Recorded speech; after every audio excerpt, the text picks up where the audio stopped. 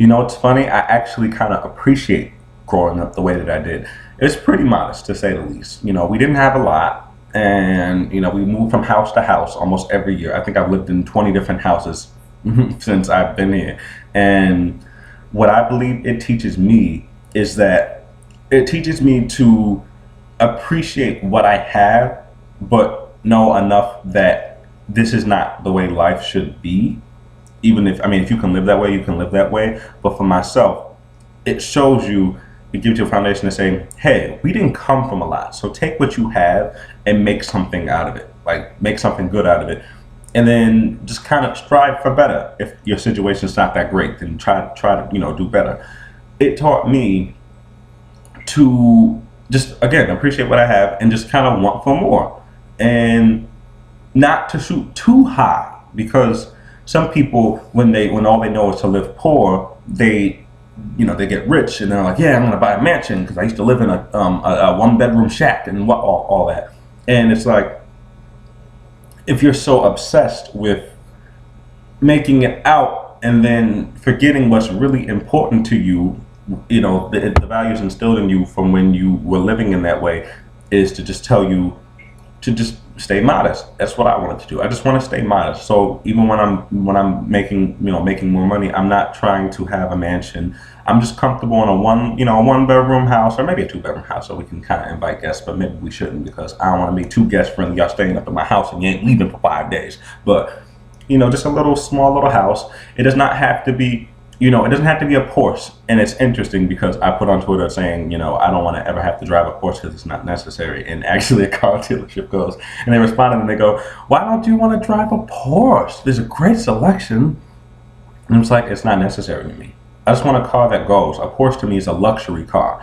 It's a car that you buy when you have the money to buy it. And that's what you want. It's fancy stuff. I don't need fancy stuff. I just need a car that goes. And shit, if I don't have a limo, that's people driving me around anyway. But I just feel like I like the basics. And in the future, I think it's gonna cause me to be a hoarder in the future, because I'm very practical minded. So all the things that I do have, I still use. So I've accumulated a lot of things over the years that I just haven't thrown away. My mom always tries to get me, and she goes, you know, just throw away those things. You have more boxes to move with you every time you move. And you know what? It's fine, because I use and I appreciate all the things that I do have. But at the same time, I mean, I don't take them for granted, because I feel like at any point in this world, anything can be taken away from you. So don't ever, you know, think that you have everything, because it can't. You can have nothing in an instant. But everything's really important to me.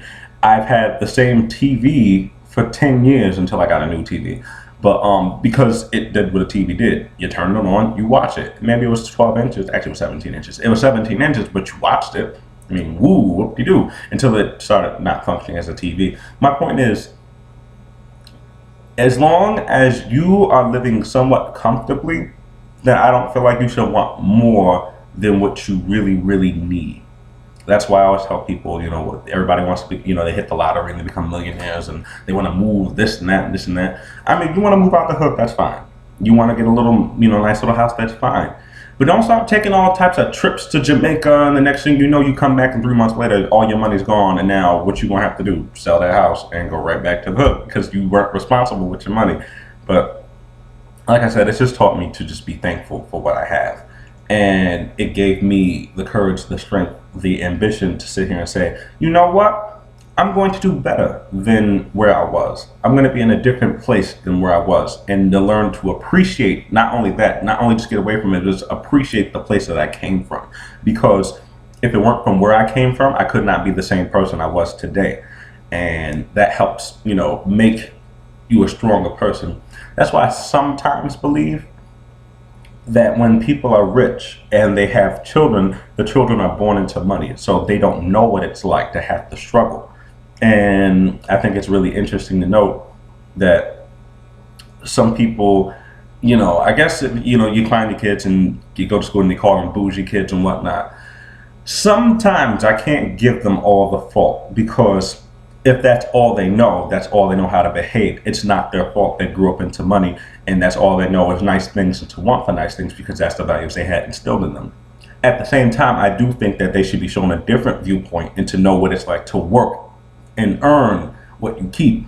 And I believe that sometimes that people, if you're rich and you have kids, instead of spoiling them, I mean, if you want to spoil them because they're your world, then spoil them because it's your world. But I think that also you should tell them, hey, when you grow up, I want you to make your own fortune. So you don't have to live off of mine. Come to me if you need help, but make your own fortune. So that way you can stand up on your own 2 feet instead of having to depend on somebody else.